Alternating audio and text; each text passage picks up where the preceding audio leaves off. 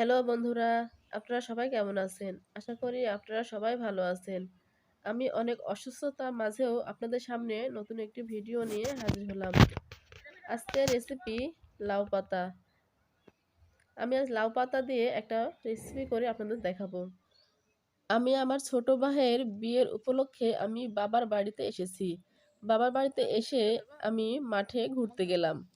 ঘুরতে গিয়ে দেখলাম আমার চাচাতো ভাইয়ের লাইয়ের মাচাটা।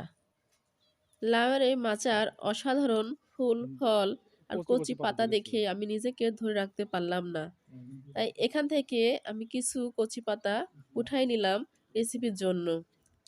তার আগে বন্ধু বলে নিই, আপনারা অনেকে বলতে পারেন, আপু আপনি এমন কি দেখে মুগ্ধ হয়ে গেলেন? আসলে আমরা যারা শহরে বসবাস করি তারা এমন মাচা দেখতে পাই না।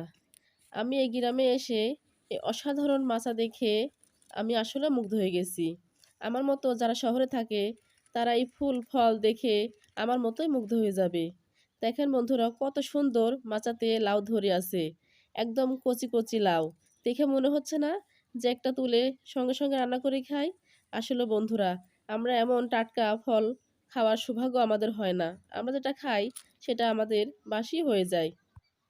টাটকা সবজি খাওয়ার সৌভাগ্য আমাদের হয় না। তাই এই মাচা থেকে আমি কিছু পাতা, কচি কচি পাতা উঠায় নিলাম। এই কচি পাতা আমি সুন্দরভাবে বেছে নিব ভর্তা করার জন্য। ঠিক এভাবে আমি বেছে নিব। আমি এভাবে সবগুলো পাতা বেছে নিব। আমার বাছা হয়ে গেছে। এবার আমি পাতাগুলো নিয়ে ছোট ছোট করে কেটে নেব। এভাবে আমি সবগুলো পাতা ছোট ছোট করে কেটে নেব। কারণ এভাবে ছোট ছোট করে কেটে নিলে আমার ভর্তা করতে অনেকটাই সুবিধা হবে, কারণ সিদ্ধটা অনেক তাড়াতাড়ি হয়ে যাবে।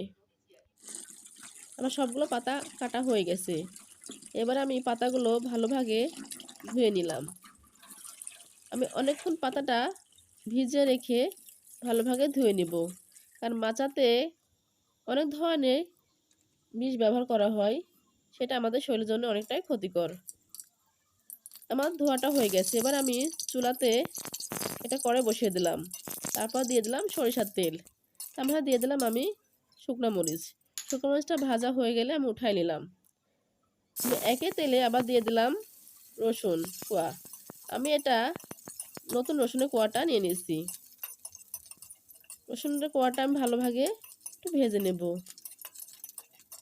ঠিক এভাবে আমি কিছুক্ষণ ভাজা হয়ে গেলে আমি রসুনের কোয়াগুলো উঠাই নেব। রসুনের কোয়াটা উঠানো হয়ে গেলে আমি এবার দিয়ে দিব পেঁয়াজ কুচি।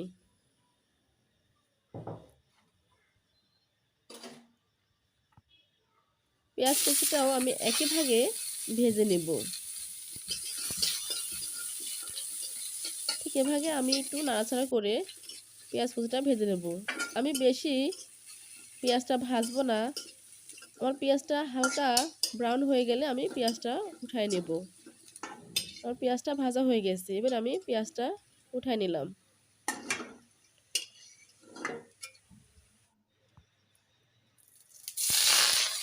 এবার আমি ঢেলে দিলাম যে আমি লাউ পাতা ভালোভাবে ধুয়ে পরিষ্কার করে রাখলাম, সেটা আমি ঢেলে দিলাম।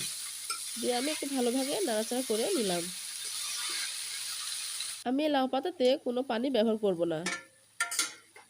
এর মধ্যে দিয়ে দিলাম আমি মাঝারি সাইজের একটা পেঁয়াজ। অল্প পরিমাণে দিয়ে দিলাম লবণ। দিয়ে আমি ভালোভাবে আবারও একটু নাড়াচাড়া করে নেব।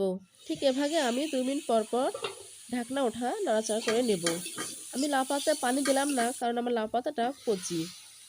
আপনারা যদি কচি পাতা না হয় তাহলে পানি লাগতে পারে। যদি লাগে তাহলে আপনারা পানিটা অ্যাড করে দিবেন। ঠিক এভাবে আমার লাউ পাতাটা ভাজা হয়ে গেল। এবার আমি লাউ পাতাটা উঠায় নেব। এবার আমি চলে আসলাম ভর্তা করার জন্য। আমি যে শুকনো মরিচটা ভেজে রাখছিলাম সেটা বোটাটা ছাড়িয়ে আমি আবার ভর্তার জন্য তৈরি করে নেব। এবার আমি নিয়ে নিলাম স্বাদ মতো লবণ। আমি লবণের পরিমাণটা কম নিলাম, কারণ আমি লাউ পাতা যখন সিদ্ধ করলাম তখন কিছু লবণ আমি দিয়ে দিছিলাম। এবার নিলাম আমি রসুনটা আমি ভেজে রাখছিলাম, সেটা এবার হাতের সাহায্যে আমি পেস্ট করে নিলাম। এবার দিয়ে দিলাম আমি পেঁয়াজটা আমি ভেজে রাখছিলাম, সেটাও দিয়ে দিলাম। দিয়ে আমি ভালোভাবে হাতের সাহায্যে এটা মাখিয়ে নিলাম। আর মাখানো হয়ে গেছে। এবার আমি দিয়ে দেব, আমি যে লাউ পাতাটা সিদ্ধ করে রাখছিলাম সেটা দিয়ে দিলাম। দিয়ে হাতের সাহায্যে আমি ভালোভাবে এটা ভর্তা করে নেব। এবার দিয়ে দিলাম আমি সরিষার তেল, কারণ ভর্তা সরিষার তেল ছাড়া ভর্তা টেস্টটাই হয় না। ভর্তার টেস্ট আনতে হলে সরিষার তেল লাগবেই। দেখেন বন্ধুরা, আমার এই লাউ পাতা ভর্তাটা রেডি হয়ে গেছে। আমি এই লাউ পাতা ভর্তাটা পরিবেশন করলাম। আমি পেঁয়াজের পাতা আর শুকনো মরিচ দিয়ে লাউ পাতা ভর্তাটা পরিবেশন করলাম। ভর্তার সাথে শুকনো মরিচ ছাড়া চলেই না। ভর্তা আর শুকনো মরিচ সাথে থাকে যদি গরম ভাত, আহ কি যে মজা খেতে! মনে হয় নিমিষে এক থালা ভাত খেয়ে নিই। এমন ভর্তা রেসিপি যদি থাকে বন্ধুরা, তাহলে তো মাছ মাংস প্রয়োজনই হবে না।